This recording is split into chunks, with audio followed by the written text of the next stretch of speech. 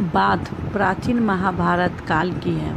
महाभारत के युद्ध में जो कुरुक्षेत्र के मैदान में हुआ, जिसमें 18 अक्षौहिणी सेना मारी गई।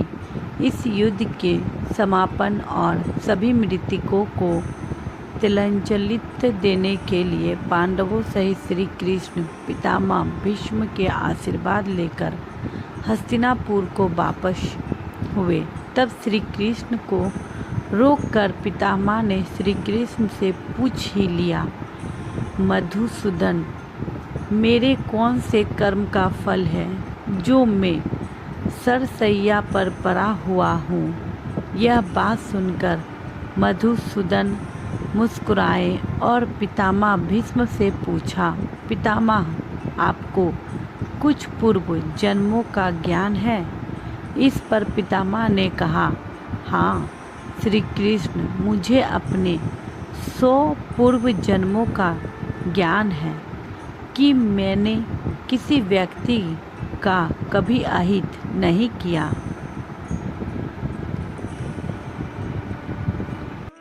इस पर श्री कृष्ण मुस्कुराए और बोले, पितामह, आपने ठीक कहा कि आपने कभी किसी को कष्ट नहीं दिया, लेकिन 101वें जन्म में आज की तरह तुमने तब भी राजवंश में जन्म लिया था और अपने पूर्ण कर्मों से बार बार राजवंश में जन्म लेते रहे।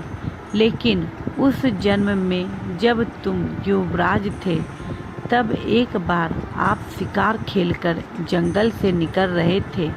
तभी आपके घोड़े के अग्रभाग पर एक करकेटा एक वृक्ष से नीचे गिरा।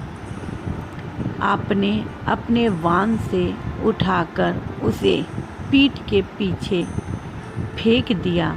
उस समय वह बैरिया के पेड़ पर जाकर गिरा और बैरिया के कांटे उसकी पीठ में धंस गए, क्योंकि पीठ के बल ही जाकर गिरा था।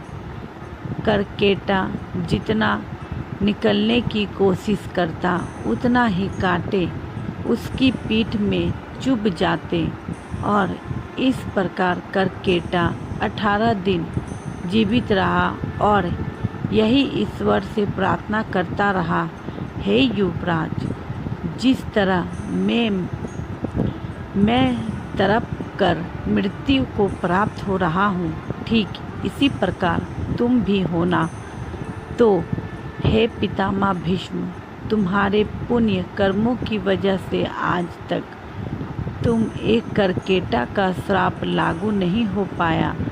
लेकिन हस्तिनापुर की राजसभा में द्रौपदी का चीरहरण होता रहा और आप मूक दर्शक बनकर देखते रहे, जबकि आप सक्षम थे उस अबला पर अत्याचार रोकने में।